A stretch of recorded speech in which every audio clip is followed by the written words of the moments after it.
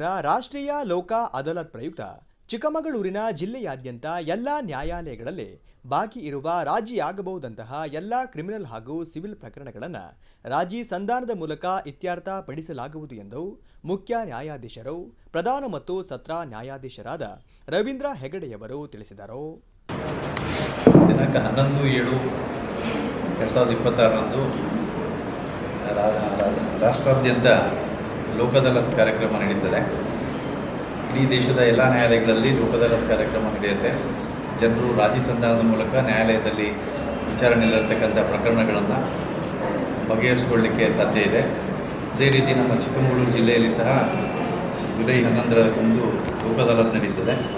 ಒಟ್ಟು ನಮ್ಮ ಜಿಲ್ಲೆಯಲ್ಲಿ 43,821 ಪ್ರಕರಣಗಳಿದೆ. ಅದರಲ್ಲಿ ಸಿವಿಲ್ ಪ್ರಕರಣಗಳು 20,929 ಇದೆ. ಕ್ರಿಮಿನಲ್ ಪ್ರಕರಣಗಳು 22,892 ಇದೆ.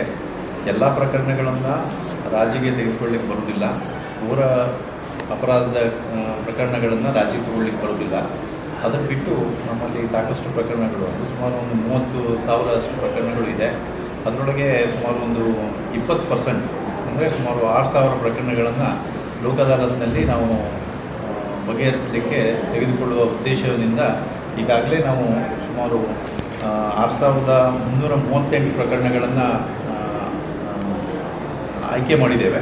ಎನ್ಡಿಎ ಸಭಾಂಗಣದಲ್ಲಿ ಸುದ್ದಿಗೋಷ್ಠಿ ಏರ್ಪಡಿಸಿ ಮಾತನಾಡಿದ ಅವರು, ರಾಜಿಯಾಗಬಹುದಾದ ವ್ಯಾಜ್ಯಪೂರ್ವ ಪ್ರಕರಣಗಳನ್ನು ಸಹ ಇತ್ಯರ್ಥ ಪಡಿಸಲಾಗುವುದು ಹಾಗೂ ಎಲ್ಲ ನ್ಯಾಯಾಲಯಗಳಲ್ಲೂ ಪ್ರತಿದಿನ ಪೂರ್ವಭಾವಿ ಬೈಠಕ್ಗಳನ್ನು ಮಾಡಿ ರಾಜಿ ಸಂಧಾನ ಮಾಡಲಾಗುವುದು ಎಂದರು. ಈ ಪ್ರಕರಣಗಳನ್ನು ರಾಜಿಗೆ ತಗೊಳ್ಬೋದು ಅಂತೇಳಿ, ಇದಲ್ಲದೆ ನಮಗೆ ಜನರಿಗೂ ಗೊತ್ತಿರುತ್ತೆ ಅವರ ಪ್ರಕರಣಗಳು ಏನೇನಿದೆ ಅದನ್ನು ರಾಜಿ ಮೂಲಕ ಬಗೆಹರಿಸ್ಬೋದು ಅಂತೇಳಿ. ಅಂಥ ಪ್ರಕರಣಗಳಿದ್ದರೆ ಅವರು ನ್ಯಾಯಾಲಯದ ಮೂಲಕ ತಮ್ಮ ವಕೀಲರನ್ನು ಸಂಪರ್ಕಿಸಿ ನ್ಯಾಯಾಲಯಕ್ಕೆ ಮನವಿ ಮಾಡಿಕೊಂಡ್ರೆ ಆ ಪ್ರಕರಣವನ್ನು ತಗೊಳ್ಳಿಕ್ಕೆ ಸಾಧ್ಯ ಇದೆ.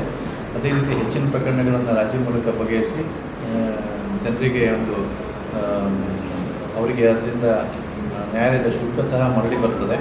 ಮತ್ತು ಎಲ್ಲ ರೀತಿಯಲ್ಲಿ ರಾಜಿ ಮೂಲಕ ಬಗೆಹರಿಸಿಕೊಂಡ್ರೆ ಸಂಬಂಧಗಳು ಒಳ್ಳೆಯದಾಗಿ ಉಳಿಯುತ್ತೆ. ಹೀಗಾಗಿ ಹೆಚ್ಚಿನ ಪ್ರಕರಣಗಳು ರಾಜಿಯಲ್ಲಿ ತೀರ್ಮಾನ ಆಗಲಿಕ್ಕೆ ತಾವೆಲ್ಲ ಸಹಕರಿಸಬೇಕು ಅಂತೇಳಿ ನಾನು ಮನವಿ ಮಾಡಿ.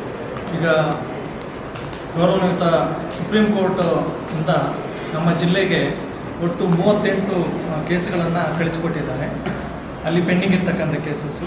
ಆ ಕೇಸುಗಳಲ್ಲಿ ನಾವು ಉಭಯ ಪಕ್ಷಗಾರರಿಗೂ ನೋಟಿಸನ್ನು ಕಳಿಸಿ ಇಲ್ಲಿ ಮಧ್ಯಸ್ಥಗಾರರ ಮುಖಾಂತರವಾಗಿ ರಾಜಿ ಸಂಧಾನವನ್ನು ಮಾಡ್ತಾ ಇದ್ದೀವಿ. ದೂರದಿಂದ ಬರಲಿಕ್ಕೆ ಆಗದೇ ಇರತಕ್ಕಂಥವ್ರಿಗೆ VC ಮುಖಾಂತರವಾಗಿ ಸಹ ನಾವು ಅದನ್ನು ಮಧ್ಯಸ್ಥಗಾರಿಕೆ ಸಂಧಾನ ಮಾಡೋದಕ್ಕೆ ಅವಕಾಶ ಇದೆ. ಇದರ ಸದುಪಯೋಗವನ್ನು ಸಾರ್ವಜನಿಕರು ಪಡ್ಕೊಳ್ಬೇಕು. ಇದರ ಜೊತೆಯಲ್ಲಿ ಈ ತಿಂಗಳ 3ನೇ ಶನಿವಾರ ಚೆಕ್ ಬೌನ್ಸ್ ಕೇಸ್ಗಳಿಗೆ ಸಂಬಂಧಪಟ್ಟಂತೆ ವಿಶೇಷವಾಗಿರ್ತಕ್ಕಂತಹ ಲೋಕ ಅದಾಲತ್ ಇದೆ. ಅದನ್ನು ಸಹ ಚೆಕ್ ಬೌನ್ಸ್ ಕೇಸ್ಗಳು ಯಾರ್ಯಾರಿದ್ದಾರೆ ಅವರು ಸಹ ಅವುಗಳನ್ನು ನ್ಯಾಯಾಲಯದಲ್ಲಿ ಇತ್ಯರ್ಥಪಡಿಸ್ಕೊಳ್ಳೋದಕ್ಕೆ ಅವಕಾಶ ಇದೆ. Thank you. ನಮಸ್ಕಾರ. ಇದೇ ಜುಲೈ 11ನೇ ತಾರೀಕು ರಾಷ್ಟ್ರದಾದ್ಯಂತ ಜನತಾ ನ್ಯಾಯಾಲಯ ನಡೀತಾ ಇದೆ. ಅದರ ಅಂಗವಾಗಿ ಚಿಕ್ಕಮಗಳೂರು ಜಿಲ್ಲೆಯಲ್ಲೂ ಸಹ ಜನತಾ ನ್ಯಾಯಾಲಯ ಇದೆ.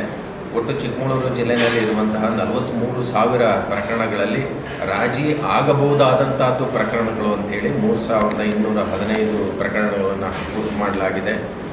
ಈಗ ಸಾಕಷ್ಟು ಸಮಯ ಸಾಕಷ್ಟು ಆಯಸ್ಸನ್ನೇ ನ್ಯಾಯಾಲಯದಲ್ಲಿ ಕಾಲ ಕಳೀತಾ ಇರುವಂಥದ್ದನ್ನು ಭಾಳಷ್ಟು ಸಂಖ್ಯೆ ನಾವು ನೋಡಿದ್ದೀವಿ. ಕಕ್ಷಿಗಾರರು ಅದು ಸದುಪಯೋಗ ಪಡಿಸ್ಕೊಂಡು ಒಬ್ಬರು ನ್ಯಾಯಾಧೀಶರು ಒಬ್ಬರು ಸಂಧಾನಕಾರರ ಇಬ್ಬರ ಸಮಕ್ಷಮದಲ್ಲಿ ಉಭಯ ಪಕ್ಷಗಾರರು ಪರಸ್ಪರ ಮಾತುಕತೆಯ ಮೂಲಕ ತಮ್ಮ ವಿವಾದವನ್ನು ಇತ್ಯರ್ಥಪಡಿಸ್ಕೊಳ್ಬೋದಾದಂಥದ್ದು ಅವಕಾಶ ಇದೆ. ಅಲ್ಲಿ ಚರ್ಚೆ ಆಗ್ತದೆ, ಹಾಗೆ ಚೌಕಸಿನೂ ಆಗ್ತದೆ. ಅದು ಮಾಡಿಕೊಂಡು ಅಂತಿಮವಾಗಿ ತಮಗೆ ಬೇಕಾದದ್ದ ನ್ಯಾಯವನ್ನು ತಾವು ಒಪ್ಪಬಹುದಾದ ನ್ಯಾಯವನ್ನು ಪಡ್ಕೊಳ್ಳೋದಕ್ಕೆ ಅವಕಾಶ ಇದೆ. ಇದರಿಂದ ತಾವು ನ್ಯಾಯಾಲಯಕ್ಕೆ ತಿರುಗಾಡುವ ಅಥವಾ ಓಡಾಡುವ ಸಮಯ ಉಳಿತದೆ. ತಮ್ಮ ದುಡಿಮೆಯನ್ನು ತಾವು ತಮ್ಮ ಜೊತೆಯಲ್ಲಿ ಉಳಿಸ್ಕೊಳ್ಬೋದಾದದ್ದು ಅವಕಾಶ ಇದೆ. ಇನ್ನು ವಿವಾದ ವೈರತ್ವ ಮುಂದುವರಿಯೋದನ್ನು ಸಹ ನಿಲ್ಲಿಸೋದಕ್ಕೆ ಅವಕಾಶ ಇದೆ. ಈಗಾಗಲೇ ನ್ಯಾಯಾಲಯಕ್ಕೆ ಏನು ಶುಲ್ಕವನ್ನು ಪಾವತಿ ಮಾಡಲಾಗಿರ್ತದೋ ಅದನ್ನೂ ಸಹ ಮರುಪಾವತಿ ಈಗ ಅವಕಾಶ ಇದೆ. ಇದರಲ್ಲಿ ತಾವು ಉತ್ತಮವಾದಂಥದ್ದು ಸೌಹಾರ್ದಯುತ ವಾತಾವರಣದಲ್ಲಿ ಇರೋದಕ್ಕೆ ಅವಕಾಶ ಆಗ್ತದೆ. ಎಲ್ಲ ಕಕ್ಷಿಗಾರರು ಸಹ ಇದರ ಸದುಪಯೋಗವನ್ನು ಪಡಿಸ್ಕೊಳ್ಬೇಕು. ತಮ್ಮ ವಿವಾದವನ್ನು ಇತ್ಯರ್ಥಪಡಿಸ್ಕೊಂಡು ವಿವಾದ ಮುಕ್ತವಾಗಿ ಅವಕಾಶವನ್ನು ಬಳಸ್ಕೊಳ್ಬೇಕು ಅಂಥೇಳಿ ನಾನು ಈ ಮೂಲಕ ಕರೆ ನೀಡ್ತೇನೆ. ಧನ್ಯವಾದಗಳು. ಜಿಲ್ಲಾ ಕಾನೂನು ಸೇವಾ ಪ್ರಾಧಿಕಾರದ ಸದಸ್ಯ ಕಾರ್ಯದರ್ಶಿ ಹನುಮಂತಪ್ಪ, ಜಿಲ್ಲಾ ವಕೀಲರ ಸಂಘದ ಅಧ್ಯಕ್ಷರಾದ ಸುಚೇಂದ್ರ ಉಪಸ್ಥಿತರಿದ್ದರು.